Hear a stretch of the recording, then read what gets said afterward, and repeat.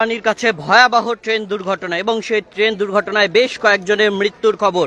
এবং জানিয়ে রাখি, শিলিগুড়ির রাঙাপানির কাছে রাঙাপানি রেলগেট থেকে 2 থেকে 3 কিলোমিটারের মধ্যে মালগাড়ি এবং যে কাঞ্চনজঙ্ঘা এক্সপ্রেস রয়েছে তাদের মধ্যে সংঘর্ষ এবং তার জেরেই কিন্তু এই ট্রেন দুর্ঘটনা, ভয়াবহ ট্রেন দুর্ঘটনা।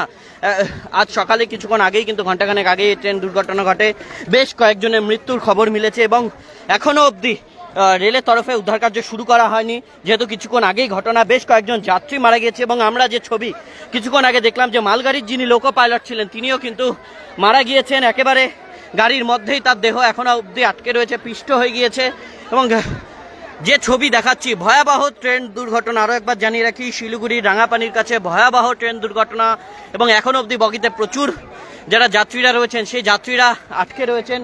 কাঞ্চনজঙ্ঘা এক্সপ্রেস এবং মালগাড়ি, এখন অবধি যেটা স্থানীয় সূত্রে খবর, একটি মালগাড়ি এসে প্রথমে কাঞ্চনজঙ্ঘা এক্সপ্রেসে ধাক্কা মারে।